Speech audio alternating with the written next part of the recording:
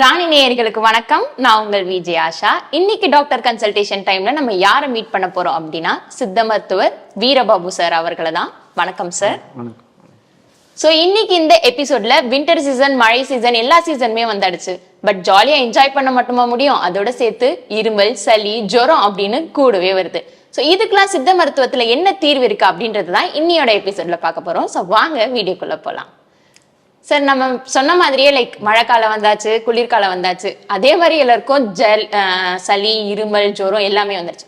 So வீட்டில் ஈஸியாக இது செஞ்சா நம்ம கியூர் பண்ணிடலாம். ஏன்னா நிறைய பேர் சிரப்லாம் குடிக்க ரொம்ப கஷ்டப்படுவாங்க, எஸ்பெஷலி குழந்தைகள். ஸோ வீட்லேயே ஈஸியாக இந்த பண்ணி நம்ம சரி பண்ணலாம் அப்படின்னா சித்த மருத்துவத்தில் என்ன இருக்கு சார்? வீட்டில் பெண்கள் எளிதாக சமைச்சு கொடுக்குற மாதிரியான விஷயம்னு கேட்டிங்கன்னா, முதல்ல சொல்கிறது தூதுவளை தான். தூதுவளை பல வகையான உணவாக செய்யலாம். ஒரு நாள் தூதுவளையை சூப் செஞ்சு சாப்பிட்லாம். தூதுவளை, இஞ்சி, பூண்டு, மிளகு, மஞ்சள், சீரகம் எல்லாம் போட்டு சூப் செஞ்சு சாப்பிட்லாம். இன்னொரு நாள் அதே வகையெல்லாம் சேர்த்து மாவில் கலந்து தூதுவளை தோசையாக செஞ்சு சாப்பிட்லாம். அதே மறுநாள் தூதுவளை துவையலாக செஞ்சு சாப்பிட்லாம். இப்படி தூதுவளையை தினம் ஒரு வகையாக நம்ம இந்த மழைக்காலங்கள், குளிர்காலங்களில் குழந்தைகளுக்கெல்லாம் சுவையாக செஞ்சு கொடுத்தோம் அப்படின்னா நுரையீரல் ரொம்ப பாதுகாப்பாக இருக்கும், நோய் எதிர்ப்பு சக்தி கிடைக்கும், சளி, இருமல்லாம் தவிர்க்கப்படும். ஒன்று. ரெண்டாவது, கற்பூரவள்ளி. கற்பூரவள்ளியில் நீங்கள் ரசம் வச்சு சாப்பிட்லாம். கற்பூரவள்ளி நம்ம ரசத்துக்கான மிளகு, சீரகம் எல்லாம் போட்டு கற்பூரவள்ளி ரசம் மதியத்தில் செஞ்சு சாப்பிட்லாம். இதை தாண்டி துளசி அவங்க வீடுகளில் இருக்க ஈஸியாக கிடைக்கும். அந்த ரசத்தில் துளசியும் சேர்த்து போட்டுக்கலாம். இதெல்லாம் எளிதாக கிடைக்கக்கூடிய விஷயங்கள். ஸோ அடுத்ததாக வீசிங் ப்ராப்ளம் இப்போ நிறைய பேருக்கு, எஸ்பெஷலி யங்ஸ்டர்ஸ்க்கு இருக்கு. ஸோ சித்த மருத்துவத்தில் இதை சாப்பிட்டா வீசிங்கை கண்ட்ரோல் பண்ணலாம், இல்லை வரதுக்கு முன்னாடியே இதை வராமல் தடுக்கலாம் அப்படின்ற மாதிரி சித்த மருத்துவத்தில் என்ன மருத்துவம்? குறிப்பாக முசுமுசுக்கை நம்ம அது வீடுகளில் நம்ம கிடைக்காது, காடுகளில் கிடைக்கும். ஆமாம், கிராமங்களில் ஃபுல்லாக நிறையா இருக்குது. அப்போ அந்த முசுமுசுக்கையை நம்ம கிராமங்களில் பார்த்திங்கன்னா முசுமுசுக்கை அடைன்னு செய்வாங்க. அந்த இதை நம்ம அந்த மாதிரி உணவாக செஞ்சு சாப்பிட்லாம். அல்லது முசுமுசுக்கையே நம்மளுக்கு ஃப்ரெஷ்ஷாக கிடச்சிது அப்படின்னா அதில் நம்ம குழம்பு செஞ்சு சாப்பிட்லாம். நம்ம நல்ல வத்த குழம்பு மாதிரி அதெல்லாம் அறுத்து போட்டு வச்சு அந்த இதெல்லாம் சாப்பிட்லாம். தோசையாக செஞ்சு சாப்பிட்லாம். ரெண்டாவது பார்த்திங்கன்னா ஆடாதோடை. ஆடாதோடை நிறைய வீடுகளில் அந்த தோட்டத்திலேயே வளர்க்குறாங்க. ஒரு இலையை பறித்து அது கூட மிளகு, மஞ்சள்லாம் போட்டு கஷாயம் பண்ணி குடிக்கணும். ஆடாதோடை இலை வீசிங் இருக்கிறவங்கெல்லாம் தினந்தோறும் ஒரு சின்ன அளவு, ஒரு 40 ml 50 ml, குழந்தைகளாக இருந்தால் ஒரு 20 ml, சின்ன குழந்தைங்களாக இருந்தால் ஒரு 5 ml 10 ml, இதை தினந்தோறும் இந்த வீசிங்கர் பயன்படுத்திகிட்டே வந்தோம் அப்படின்னா படிப்படியாக மெதுவாக அப்படியே குறைஞ்சிட்டு வரும், அதோடைய தாக்கம் கம்மியாகிட்டு வரும். ஸோ இப்போ 2 இலையுமே கேள்விப்படாத இலைகள் மாதிரியே இருக்கு. உங்களுக்கு தெரியல, கிராமங்கள் எல்லாருக்கும் தெரியும், நிறைய தெரியும். ஸோ அதை தவிர்த்து வீட்டிலேயே ஏதாவது பண்ணுற மாதிரி அந்த மாதிரி ஏதாவது இருக்கா சார் நம்மளுக்கு தெரிஞ்ச ஒரு இதில்? இது உங்களுக்கு இப்போ கடைகளில் காய்கறி வாங்க போகிறோம். காய்கறி வாங்க போகும்போது நம்மளுக்கு இவைகள் தான் எளிதாக கிடைக்கிது. தூதுவளை, முடக்கத்தான், இதெல்லாம் முடக்கத்தான் வேறு வகை. சளி, இருமல் அப்படின்னு கேட்டிங்கன்னா இதுதான் ரொம்ப முக்கியமானது. தூதுவளை, கற்பூரவள்ளி, ஆடாதோடை, முசுமுசுக்கை, இவைகள் தான் ரொம்ப முக்கியமானது. இப்போ அடுத்து ஒற்றை தலைவலி, தலைக்கு குளிக்கிறாங்க அப்படியே போயிடுறதுனால நிறைய பேருக்கு, நிறைய லேடிஸ்க்கு இது காமன் ப்ராப்ளமா இருக்கு. ஸோ இதை டெய்லி சாப்பிட்டா ஒற்றை தலைவலி குறையும், இல்ல நம்ம தலை குளிச்சா கூட அது ஏற்படாது அப்படின்னா எதுவா இருக்கும் சார்? அதாவது பாதுகாப்பான விஷயங்களை மட்டும் சொல்றேன். சில விஷயங்கள்லாம் இருக்கு, அதை சரியா பயன்படுத்தணும். அது கொஞ்சம் மாற்றி பயன்படுத்தினாங்கன்னா அது பக்க விளைவு இருக்கும். பாதுகாப்பான விஷயம்னு பார்த்தீங்கன்னா, முதல்ல தலையில் நீர் கோர்க்காமல் இருப்பதற்கான, நீர் கோர்த்திருந்தால் அது மூக்கில் அந்த தண்ணியாக வர்ற மாதிரி ஆவி பிடிக்கிற மெத்தடு. அது பார்த்திங்கன்னா வேப்பிலை, ஆடாதோடை, துளசி, கற்பூரவள்ளி, மஞ்சள், இவைகள்லாம் போட்டு நல்லா கொதிக்க வச்சு, நொச்சி இலையெல்லாம் போட்டு கொதிக்க வச்சு நல்லா போர்வை போற்றி நல்லா ஆவி பிடிக்கணும். அது பார்த்திங்கன்னா அந்த மூக்கொழி நல்லா சுவாசித்தோம் அப்படின்னா உள்ளே போய் அந்த நீரெல்லாம் வெளியில் எடுத்துகிட்டு வரும். அது ஒன்று. அந்த நீர் வெளியில் வந்த உடனே தலைவலி ஃப்ரீயாக, அது ஒன்று. ரெண்டாவது பார்த்திங்கன்னா தலைவலி இருக்கிற போது நீர் கொஞ்சம் கொஞ்சம் தலைவலி வரப்போகுது அப்படின்னு தெரிஞ்சாலே நம்ம வந்து இந்த விரல் வச்சு இந்த இடத்துல அழுத்தி இப்படியே பண்ணி அதை கொண்டு போய் பின்னாடி விடணும். அது ஒரு இது, அது ஒன்று. மூணாவது பார்த்திங்கன்னா நல்வேலைன்னு ஒரு செடி இருக்குது. ஓகே. அந்த செடியை வந்து ஆவி பிடிக்கவும் பயன்படுத்தலாம். அப்படியே அம்மியில் அரைச்சி பேக் மாதிரி போட்டுக்கலாம் அங்கே.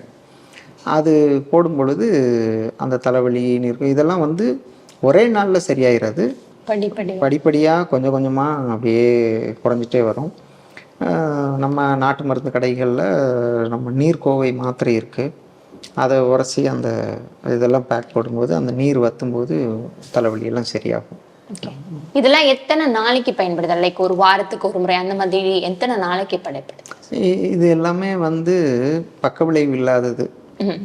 நம்மளுடைய படிப்படியாக குறைஞ்சிக்கிட்டே வருது அப்படின்னா அது நல்லா குறையிற வரைக்கும் நம்ம 10 நாள் 15 நாட்கள் தாராளமாக பயன்படுத்தலாம். முதல்ல சொல்லக்கூடிய அந்த உணவுகள்லாம் இருக்குது பார்த்தீங்களா, அதெல்லாமே வந்து மழைக்காலங்கள் குளிர்காலங்கள் அந்த 4 மாதங்களும் பயன்படுத்தினாலும் தவறில்லை. எந்த ஒரு சைடு எஃபெக்ட்ஸுமே இல்லாம நம்ம 4 months பயன்படுத்தலாம். ஓகே. நெக்ஸ்ட் வந்து இந்த சித்த மருத்துவம் அப்படின்னு சொன்னாலே இந்த சில படங்கள் எல்லாம், உதாரணத்துக்கு யார்டினி முகன் எடுத்தா காலைல ஒரு ட்ரிங்க் மாதிரி கொடுப்பாங்க சார் தனுஷ்க்கு, லைக் டைஜஷன் ப்ராப்ளம்க்கு அப்படின்னு சொல்லிட்டு. ஸோ அந்த மாதிரி ஏதாவது ஒரு டைஜஷன் ப்ராப்ளம்க்கு இது ஒரு சிறந்த தீர்வு. நிறைய பேர் ஜெலிசல் அந்த மாதிரிலாம் குடிக்கிறாங்களே, பட் இது குடிச்சா நமக்கு டைஜஷன் நல்லா ஆகும், டெய்லி காலைல குடிக்கலாம் அப்படின்னா என்ன சொல்றீங்க? தினமும் காலையில நம்ம வயிறு புண்ணு ஆகாமல் வயிறு நல்லா இருக்கிறவங்க இஞ்சி சாறு தான் சரியான ஒரு விஷயம். காலையில் இஞ்சி, நண்பகல் சுக்கு, மாலையில் கடுக்காய். அந்த அடிப்படையில் காலையில் இஞ்சியும் மதிய உணவில் முதல் பிடி சாதத்தில் கொஞ்சம் நெய் விட்டு சுக்கு பொடி கலந்து சாப்பிடணும் மதிய சாதத்தில். இரவு மாலை நேரத்தில் கடுக்காய் பொடியை வெந்நீரில் கலந்து சாப்பிடணும். இந்த 3 சாப்பிட்டிங்கன்னாவே செரிமானம் நல்லாயிருக்கும், மலம் சரியாக இருக்கும், அடுத்து பசி சரியாக இருக்கும். இதுதான் அதோடைய அடிப்படை. காலையில் இஞ்சி, நண்பகல் சுக்கு, மாலையில் கடுக்காய். இஞ்சி சாறு குடிக்க முடியாதவங்க நம்ம காலையில் ஒரு பிரண்டை துவையல் சாப்பிட்லாம். அந்த பிரண்டை துவையல் செய்யும்போது இஞ்சியை கொஞ்சம் கூட்டி சேர்த்துக்குங்க. பிரண்டையும் செரிமானத்துக்கு மிகச்சரியானது. இப்போ டைஜஷன் ஓகே, பட் இப்போ மழை காலத்துலயும் நிறைய பேருக்கு தண்ணி சரியில்லாம லைக் டிசென்ட்ரி மாதிரிலாம் போகுது இல்லையா? ஸோ அந்த டிசென்ட்ரிக்கு வந்துட்டு சித்த மருத்துவத்தில் இது குடிச்சா ஒரு மாதிரி நிற்கும் அப்படின்னா அது என்னவா இருக்கு? அதாவது என்ன மாதிரியான டிசென்ட்ரிங்கிறத தெரிஞ்சு நம்ம சொல்லணும். அதாவது தண்ணீரில் தீய விஷயங்கள் கலந்து அதை தெரியாமல் குடிச்சிட்டாங்க அப்படின்னா அதுக்கான விஷயங்களை செய்யணும். ரெண்டாவது செரிமானமாகாமல் ஆகுதாங்கிறத பார்த்து நம்ம அதுக்கானதை செய்யணும் நம்ம.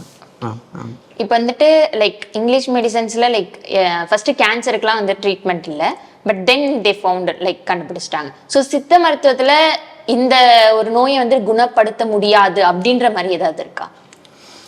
அதாவது எந்த மாதிரியான ஆரம்ப கட்டத்துலலாம் பார்த்திங்கன்னா நிறைய நோயாளிகள் வந்து ஆங்கில மருத்துவம் மட்டுமே தான் அவங்களுக்கு தெரியுங்கிற அடிப்படையில் போயிட்டு இருந்தாங்க. இப்போ ஆங்கில மருந்துகள்னால முடியாத விஷயங்கள், குறிப்பாக பார்த்திங்கன்னா டெங்கு காய்ச்சல் எடுத்துக்கோங்க. பிளேட்லெட் வந்து எண்ணிக்கை வந்து படிப்படியாக குறைஞ்சிக்கிட்டே வந்து ஒரு 30,000க்கு கீழே போயிட்டால் ரத்த கசிவாயிரும். அப்புறம் அவங்க செயற்கை பிளேட்லெட் ஏற்றுவாங்க. அதுலேயும் ஏற முடியாமல் சில நோயாளிகள் இறந்து போயிடுறாங்க. இது ஒவ்வொரு ஆண்டும் நம்ம சில குழந்தைகளை, சில பெண் குழந்தைகள்லாம் நிறைய இறப்பதை நம்ம செய்திகளில் பார்த்துட்ருக்கோம். இதுக்கு முழுமையான ஒரு தீர்வு நம்ம சித்த மருத்துவத்தில் இருக்குது. நீங்கள் உங்கள் அருகாமையில் உள்ள மருத்துவமனை மருத்துவர்கள்ட்ட சிகிச்சை எடுக்கிறீங்க. இரத்த தட்டுக்கள் எண்ணிக்கை படிப்படியாக குறைஞ்சிட்டே வருது. இதுக்கு மேலே முடியாதுன்னு கைவிரித்தால் அந்த சமயம் அந்த மருத்துவர்கள் கூப்பிட்டாலும் சரி, அந்த நோயாளிகள் வந்தாலும் சரி, இல்லை நம்மளே போய் அங்கே கண்டிப்பாக காப்பாற்ற முடியும். அந்த அளவுக்கு சித்த மருத்துவத்தில் இப்போ ஒரு 10 ஆண்டுகளாக ஒரு பெரிய மருத்துவமனையில் நம்ம நிறைய நோயாளிகள் நம்ம காப்பாற்றிட்டு இருக்கோம். டெங்கு காய்ச்சல் மருத்துவம். அதே மாதிரி புற்றுநோயாளிகளை பொறுத்த வரைக்கும் ஆரம்ப கட்டமாக இருந்தால் 100% ஆங்கில மருத்துவத்தோடு இணைந்து சித்த மருத்துவத்தை செய்கிற பொழுது கண்டிப்பாக காப்பாற்ற முடியும். ஆனால் என்ன விஷயம் அப்படின்னா, எல்லா உறுப்புகளும் பரவி ஒரு கட்டத்துக்கு மேலே போன பிறகு காப்பாற்றுறது ரொம்ப சிரமமாக தான் இருக்குது. புற்றுநோய் கண்டுபிடித்த உடனே ஆங்கில மருத்துவர்களோட ஆலோசனைப்படி அந்த விஷயங்களும் செய்யணும். அதோடு நம்ம சித்த மருத்துவத்தையும் சரியாக செய்கிற போது 100% காப்பாற்ற முடியும். ஸோ இப்போ வந்துட்டு நீங்க டெங்கு அப்படின்னு சொல்லும்போது லைக் பப்பாளியில ஜூஸ் குடிக்க சொன்னாங்க, நெக்ஸ்ட் கபசர குடிநீர்ல குடிக்க சொன்னாங்க. இப்போ அகைன் ஒரு வைரஸ் வந்துட்டு இருக்கு, அந்த மாதிரி தான் நியூஸ் போயிட்டு இருக்கு. ஸோ நம்மளுக்கு இம்யூனிட்டி பவர் இன்க்ரீஸ் பண்ணிக்க, இல்லை இந்த வைரஸ் கிட்ட இருந்தெல்லாம் நம்மளை பாதுகாக்கணும்னா நம்ம இது டெய்லி குடிக்கலாம், அந்த மாதிரி ஏதாவது இருக்கா? அதாவது வைரஸ் நம்மளை தாக்காமல் இருக்கணும்னா நம்ம அரசு சொல்கிற அந்த அறிவுரைப்படி அந்த பரவுகிற காலகட்டத்தில் மாஸ்க் போடுறது, விலகி இருக்கிறது, பொது இடங்களுக்கு போகாமல் இருக்கிறது, இதுதான் சரியான தடுப்பு முறை. நம்ம இதெல்லாம் சாப்பிட்டா அந்த வைரஸ் இருக்கிற இடத்துக்கு நம்ம போனாலும் வராது அப்படின்னு எதுவுமே கிடையாது. அது வைரஸ் நம்மளை தாக்க தான் செய்யும். ஆனால் நம்ம இந்த மாதிரியான இயற்கை உணவுகள், இந்த மாதிரியான மூலிகைகள், இவைகளையெல்லாம் நம்ம வாழ்க்கையில் தொடர்ந்து எடுத்துகிட்டு வந்தோம் அப்படின்னா அந்த வைரஸ் நம்மளை பெரிய அளவில் ஆபத்தான நிலைக்கு கொண்டு போகாமல் தடுக்க முடியும். ஓரளவு காய்ச்சல் மற்றவர்களுக்கெல்லாம் 1 வாரம் இருக்குன்னா நம்மளுக்கு ஒரு 3 நாட்களில் சரியாகும். அதோடைய பாதிப்பு 10-15 நாள் இருக்குன்னா நம்மளுக்கு ஒரு வாரத்தில் சரியாகும். ஸோ இந்த மாதிரியான விஷயங்கள் தானே தவிர வைரஸ் நம்மளை தாக்கவே முடியாத அளவுக்கான விஷயத்தை நம்ம செய்ய முடியாது. அதான். ஸோ அந்த ப்ரொடெக்ட் பண்ணுற ஒரு விஷயம் அப்படின்னு சொன்னீங்க இல்லையா, அது எது பண்ணால் ப்ரொடெக்ட் பண்ணிக்கலாம் நம்ம? அதான் இப்போ ஒவ்வொரு 6-7 ஆண்டுகளுக்கு ஒரு முறை ஒவ்வொரு விதமான வைரஸ் வேறு பேர்களில் வெவ்வேறு விதமான தாக்கத்தை உண்டு பண்ணுது. இப்போ நீங்கள் பார்த்தீங்கன்னா முதல்ல நம்மளுக்கு சிக்கன் குனியான்னு ஒன்று தான் பெரிய அளவில் பரவுச்சு. அதுக்கடுத்து பார்த்தீங்கன்னா ஒரு 6-7 ஆண்டுகளுக்கு அப்புறம் 2012 வாக்கில் டெங்குன்னு நிறைய பரவுச்சு. இப்போ பார்த்தீங்கன்னா அடுத்து ஒரு 7-8 ஆண்டுகளில் கொரோனாவும் பரவுச்சு. இப்போ அடுத்து வெவ்வேறு பேரில் இந்த 3 பார்த்தீங்கன்னா ஒவ்வொன்றும் ஆக்ஷன் வேறு.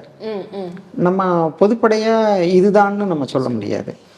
அந்த நோயாளிக்கு அந்த நிமிஷம் என்னென்ன பாதிப்புகள், அதை வச்சு தான் நம்ம அதுக்கான மருத்துவமே நம்ம செய்யணும். பொதுப்படையாக நம்ம ஒரு விஷயத்த சொல்லிட்டோம் அப்படின்னா மக்கள் என்ன பண்ணுவாங்கன்னா, எது வந்தாலும் இதுதான் அப்படின்னு நினச்சி தவறுதலாக பயன்படுத்துவாங்க. அதனால் ஒரு நோயாளிக்கு அன்னைக்கு என்னென்ன பாதிப்போ அந்த பாதிப்புகளுக்கு தகுந்த சிகிச்சை கொடுத்தாதான் அது சரியானதாக இருக்க முடியும். ஓகே. இப்போ சில பேருக்கு மூக்கில் இருந்து திடீர்னு ரத்தம் வருது, அந்த மாதிரிலாம் ஏற்படுது இல்லையா? ஸோ அதுக்கு ஒரு பெஸ்ட் ட்ரீட்மெண்ட் சித்த மருத்துவத்தில் என்ன சார்? அதாவது சாதாரணமாக சின்னதாக ஒரு மூக்கில் ஒரு சின்ன ஒரு புண்ணு இருந்திருக்கும், அது லைட்டாக ஒரு பந்து பட்டும் அதனால ரத்தம் வரும். அது ஒரு நிமிஷம் பஞ்சு வச்சு பிடிந்தாலே அதுவே கிளாட் ஆயிரும். அதை தாண்டி சும்மாவே ரத்தம் வந்துகிட்டு இருக்கு அப்படின்னா முதல்ல தலைக்கு ஸ்கேன் எடுக்கணும். தலைக்கு ஸ்கேன் எடுத்து பிரெயினில் ஏதாவது ப்ளீடிங் இருக்கா, அந்த பிளட் வெசல்ஸில் ஏதாவது ப்ளீடிங்காக இருக்கா, அதெல்லாம் செய்யணும். நம்ம இந்த மாதிரியான சிகிச்சைகளை எல்லாம் நம்ம பொது வழியில் மக்கள்கிட்ட சொல்லக்கூடாது. அது தவறானது. ஏன்னா கொஞ்சம் அளவு கூடுதலாக சாப்பிட்டாங்கன்னா வேற இடத்துல கிளாட் ஆயிரும். இப்போ நீங்கள் கேட்குறீங்க இல்லையா, இப்போ இந்த ப்ளீடிங் வருது, இதை நிறுத்துறதுக்கு ஒரு மருந்து சொல்கிறீங்க. அதை நம்ம இப்போ சொல்கிறோன்னு வச்சுக்கோங்க, அதை கொஞ்சம் கூடுதலாக எடுத்தாங்கன்னா மூளையில் வேற இடத்துல கிளாட் ஆயிரும். இங்கே கிளாட் ஆகுற மாதிரி அங்கே கிளாட் ஆயிரும். அது தவறானது. எளிமையான விஷயங்கள், பாதுகாப்பான விஷயங்கள், இதை தான் நம்ம மக்களுக்கு சொல்லணும். மற்றதெல்லாம் மருத்துவர்கள் தான் கையாளணும். அதனால சொல்கிறேன். ஓகே. இப்போ லைக் ப்ரெக்னெண்ட்டாக இருப்பாங்கல்ல லேடிஸ், ஸோ அவங்களுக்கு இது சாப்பிட்டா லைக் குழந்தை நல்லா வளரும், இல்லை இந்த டெலிவரி டைம்ஸ்லாம் இப்போ எண்ணெய் தடவுறது அந்த மாதிரி சில ஸ்டெப்ஸ் எல்லாம் ஃபாலோ பண்ணுவாங்க. ஸோ அவங்களையே பார்த்துக்கணும் அப்படின்ற போது ஒரு சின்னதாக இதை குடிக்கலாம் அப்படின்னா என்ன சொல்லுங்க? அதாவது கர்ப்பமாக இருக்கிற பொழுது நம்ம ஒவ்வொரு அந்த கர்ப்பிணி பெண்களுக்கும் நேரடியாக அவங்கள பார்த்து நீங்கள் நிறைய நம்ம சித்த மருத்துவத்தில் பெண் மருத்துவர்கள் நிறைய இதில் திறமையாக இருக்காங்க. அவங்கள ஆலோசனை பண்ணி ஒவ்வொருத்தரும் தனிப்பட்ட முறையில் சாப்பிட்றது தான் சரியானதாக இருக்கும். ஏன்னா அவங்களுடைய ஹீமோகுளோபின் எவ்வளோ இருக்குது, அவங்களுக்கு வலிகள் ஏதாவது இருக்கா, அவங்களுக்கு வேற இதை தாண்டி பிரச்சனைகள் என்னென்ன இருக்குது, அதை தெரிஞ்சு தனிப்பட்ட ஒரு ஆலோசனை தான் பயனுள்ளதாக இருக்கும். பொதுப்படையாக கர்ப்பிணி பெண்கள்லாம் இதை சாப்பிடுங்க அப்படின்னு சொல்கிறது, நம்ம வந்து ஒவ்வொரு மாதத்துக்கும் ஒவ்வொரு விஷயம் இருக்குது சித்த மருத்துவத்தில். இப்போ கர்ப்பமாகிற பொழுது முதல் மாதம் இது, 2வது மாதம் இது சாப்பிட்ணும், 3வது மாதம் இது சாப்பிட்ணும். நீங்கள் அதை வந்து நம்ம சித்த மருத்துவ பெண்மணிகள் நிறைய இருக்காங்க, அவங்க இதில் திறமையாக இருக்காங்க, நீங்கள் அவங்கக்கிட்ட கேட்குறது நல்லதாக இருக்கும். நம்ம வந்து ஒரு சில விஷயங்களில் தனியாக ஒரு நல்ல இதாக போயிட்டுருக்கு, அந்த விஷயங்களில் நம்ம ஆணித்தனமாக சொல்லலாம். கர்ப்பிணிகள் சார்ந்தது நம்ம பெண் மருத்துவர்கள் நிறைய இருக்காங்க, அவங்க. ஓகே, இப்போ நீங்க ஆல்ரெடி டெய்லி வந்துட்டு மார்னிங் இஞ்சி கடுக்காய் அந்த மாதிரி சொன்னீங்களா? ஸோ இதே மாதிரி இன்னொரு உணவு முறை, டெய்லி காலையில இது சாப்பிடலாம், ஆஃப்டர்நூன் இது சாப்பிடலாம், நைட்னா இது சாப்பிடலாம், லைஃப் ஸ்டைல் நல்லா இருக்கும் அப்படின்ற மாதிரி டெய்லி உணவு முறையில் என்ன சொல்லுங்க? டெய்லி தினமும் வந்து நம்ம எல்லாமே நம்ம உணவில் ஒவ்வொரு காலகட்டத்தில் ஒவ்வொரு விஷயங்கள் அவசியம். நான் என்ன சொல்லுவேன் அப்படின்னா, தினந்தோறும் காலை உணவில் ஏதாவது ஒரு மூலிகையை சேர்த்துக்கணும். ஒரு நாள் தூதுவளை, ஒரு நாள் முடக்கத்தான், ஒரு நாள் முருங்கைக்கீரை, அந்த மாதிரி கீரைகள் மூலிகைகள்லாம் நீங்கள் உணவில் அந்த முசுக்கை இதெல்லாம் சொல்கிற மாதிரிங்களேன், இதெல்லாம் உணவில் தினந்தோறும் காலை உணவுகளில் மூலிகையை சேர்த்துட்டிங்க அப்படின்னா நிறைய வகையில் அது பல நோய்களை தடுக்கும். இங்கே இப்போ நம்மளுடைய இந்த மூலிகை உணவத்தில் பார்த்திங்கன்னா அதலக்காய்னு ஒன்று போடுறோம், அதலக்காய் பொரியல்னு. அது சாப்பிட்றதுக்கு சுவையாக இருக்குது. நிறைய நோய்கள், அதாவது கல்லீரல், கணையம், வயிறு, சிறுகுடல் இவைகளெல்லாம் புண்ணு வராமல் பாதுகாக்குது. சர்க்கரை நோய் படிப்படியாக மெதுவாக குறையுது. இது வந்து நம்ம கிராமங்கள்லேருந்து வர வச்சு நம்ம இங்கே சமையல் பண்ணிகிட்ருக்கோம். அது மாதிரி மகளிக்கீரைன்னு ஒன்று நம்ம ஊர்களில் கிடைக்கிது, அந்த கீரை இங்கே கொடுத்துட்ருக்கோம். அதுவும் நம்மளுடைய பல நோய்களை தடுக்கக்கூடிய ஒரு நல்ல உணவாக இருக்குது. அதே மாதிரி பாவட்டங்காயின்னு ஒரு குழம்பு வைக்கிறோம், அதுவும் நம்ம உடம்புக்கு ரொம்ப நல்லது. இந்த மாதிரியான மூலிகைகளை தினந்தோறும் நம்ம உணவில் மாறி மாறி எடுத்துட்டோம் அப்படின்னா, வெயில் காலங்கள்லாம் நம்ம வந்து சோற்று கற்றாழையை கூட உணவாக நம்ம பயன்படுத்தணும். மழை காலங்களில் தேவையில்லை, வெயில் காலங்களில் அந்த மாதிரி. இப்போ நீங்கள் நம்ம மூலிகை உணவகத்தில் அந்த உணவு பட்டியலை பார்த்தீங்கன்னாவே உங்களுக்கு வித்தியாசமாக இருக்கும். அது எல்லாமே ஆரோக்கியம் சார்ந்தது.